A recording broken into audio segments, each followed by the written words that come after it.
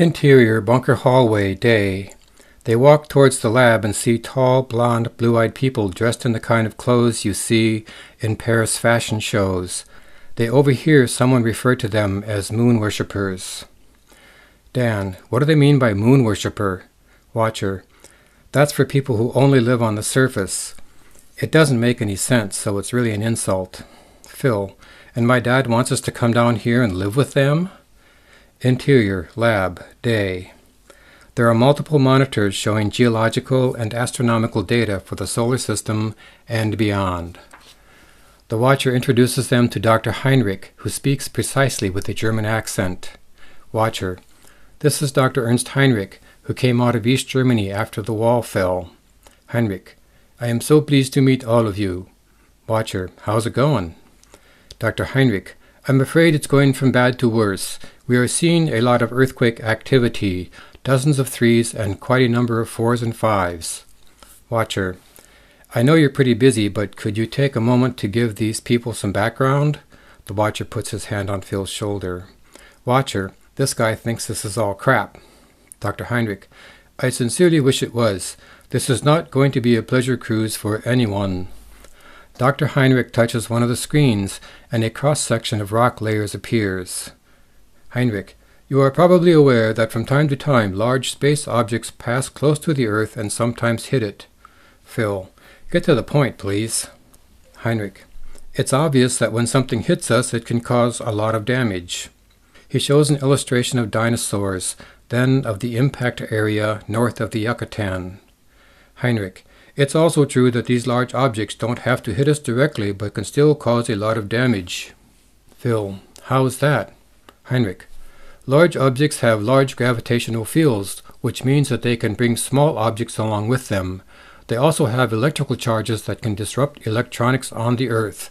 For instance, in 2013, an asteroid 60 meters long passed within 18,000 miles of Earth, and a number of meteors hit the Earth at the same time. One of them caused an explosion as large as the atomic weapons used on Japan. He shows a slide of the Russian meteor. Heinrich, there are other objects that are much bigger that pass by from time to time, some quite regularly. Heinrich shows a picture of the IRAS telescope, then of an image taken with it showing a brown dwarf.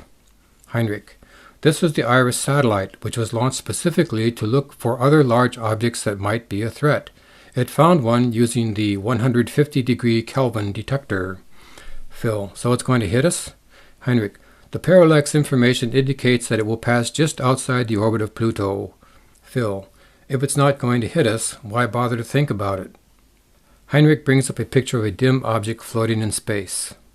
Heinrich, this object is much bigger than anything we've seen for thousands of years. It is, in fact, a brown dwarf star, and it is very massive. Phil, that's all very interesting, but I wouldn't take it to court.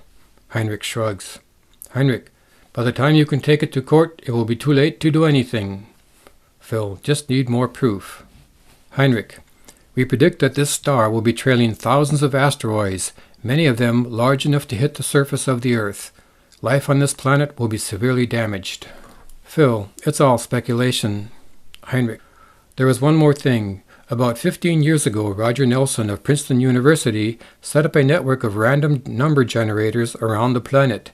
The question was, would these in any way reflect changes in the mass consciousness of humanity? Phil, now we've gone from deep space to deep bullshit.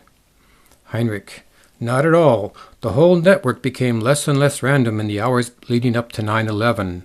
There was a big spike in coherence, which suggests that people sensed it coming. Since that time, the base level of randomness has been steadily declining. Phil, which means... Heinrich, we all know it's coming.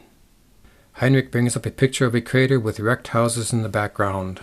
Heinrich, do you remember that gas explosion in San Bruno a few years ago? Phil, I could see the smoke from the house. Heinrich, there was a natural gas fire, but it was caused by a meteor strike. Look at this picture. See the scrape mark on one side and the rubble piled up on the other? That's what meteors do. Phil, shit, lied to again. Interior upscale restaurant, day. They sit around a large table having coffee and desserts.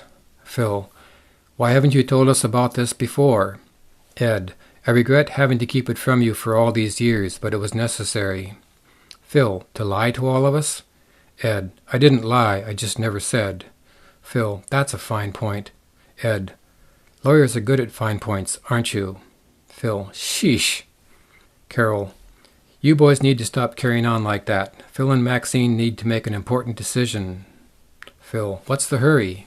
Carol. There are going to be a lot of casualties on the surface. We don't want you to be there. Phil. We'll take our chances. Ed. Are you willing to risk Dan's life just because you're pig-headed? Carol. Coming here doesn't guarantee your survival. It just improves your odds. Maxine. What about all the other people on the outside? Watcher. Unfortunately, we can't protect everyone. We never can. Phil. So you're just going to abandon them? Watcher. There's no other choice. Phil. You could try.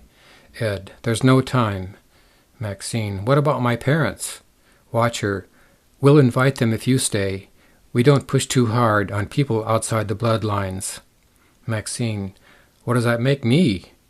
Watcher. Married into the blood. Maxine. So I'm just here to refresh your gene pool? Phil. I still think it's a line of crap. The floor begins to shake, rattling the dishes on the table. The adults exchange looks. The Watcher throws his hands up. Watcher. That's a small one. You may have noticed more quake activity in general, not to mention Fukushima. Ed. It's a lot of new information. Maybe you'd like to rest for a while. Maxine. Sounds good to me. The Watcher taps his pad. Watcher. Okay, I've got a hotel room set up for you. Are we done here?